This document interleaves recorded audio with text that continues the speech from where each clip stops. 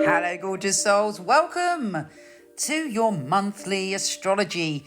This August makes us get in that time machine and go back to situations in the past. It's time to reflect, review, and think about the changes that you can make that potentially you could have made when we had the first full moon in Aquarius. Because there's the second blue moon in Aquarius, which is going to bring about some form of completion for us. There is so much going on and a lot of magic to be had, as well as us focusing on our health and well-being, taking care of the details. That is the magic of August. Here's your monthly astrology.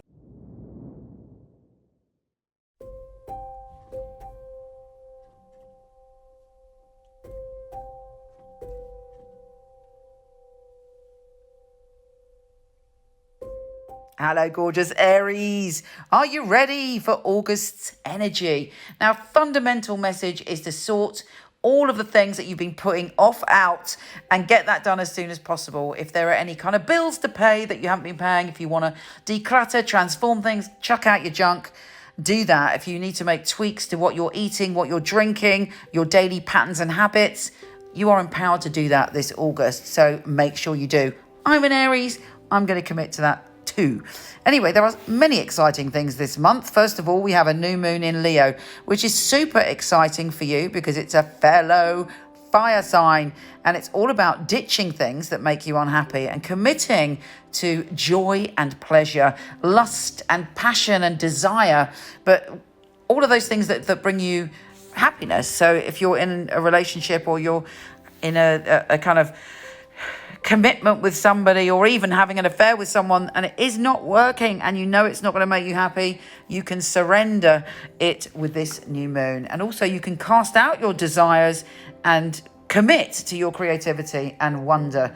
So that's super exciting. Now Mercury is going into Virgo on August the 11th, giving us that flavor of kind of looking after ourselves, but also you've got to be very careful that you're not self-critical, do yourself down, or suddenly become very critical of others. That is not good for you in August.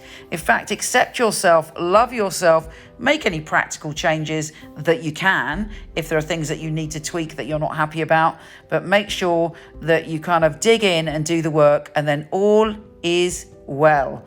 Now, Venus is entering Libra, and even though Libra is our opposite sign, when Venus is in Libra, we have a great time. It boosts our relationships, our sense of harmony in the world, and our sense of balance.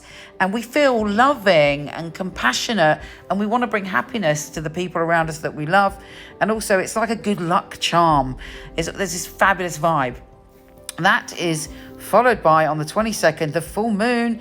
Oh, before we get to that, actually, we have Venus and Mars, our ruler, joining forces, and we are super powerful at that time to really push our agenda and the things that we want to change and transform. And actually, we've got a lot more willpower than usual. I don't know about you, but I do not have much willpower in the things that give me pleasure. But it helps us restructure our routines and our habits. Then, along with all the other outer planets, Uranus is going retrograde, and we're urged to look inside. How do you feel about your security? Do you feel secure financially, emotionally, within yourself?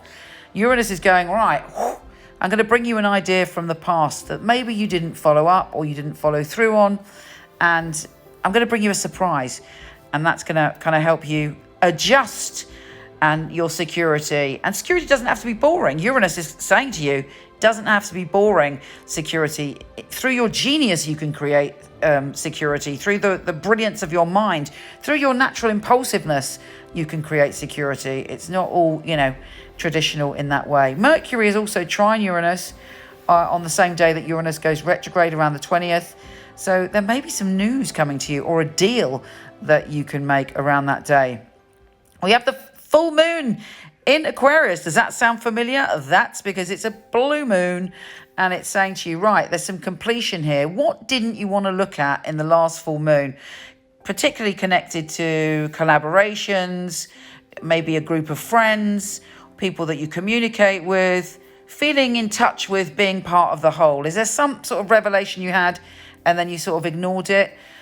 Expect it to come up again with a stronger emotional punch. The sun then goes into Virgo, which for you is about your health and well-being. Don't forget to check your rising sign, super important.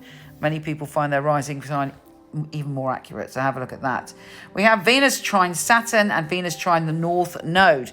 So, Venus is supporting you in issues to do with maybe people that you had a past life relationship. You meet those people, you've got a karmic connection, it's all very intense. There's a grounded conversation about that. And also you're thinking with Venus trine Saturn to committing to the things that you love, which is great, and a bit of a theme for you when it comes to August. Finally, Venus in Libra is opposing retrograde Chiron in your house. There is some issues, some wounds connected to your intimate relationships or your romantic relationships that need to be transformed. When Mercury goes into Libra on the 30th, you're in a calm space. You can channel that calm and balance and bring it into your life. And it's like a little holiday for us. So, but be aware of your balance and how you can bring balance more into your life in all ways. Take care, gorgeous, and I'll speak to you soon. Don't forget to come visit me on Instagram at Michele Knight, Michele with 1 L, and on Facebook where I do lots of lives, and you may even get a live tarot reading from me individually, Michele Knight Astrologer, and of course my website, michelleknight.com, if you want a reading with one of my fabulous psychics. So much love to you.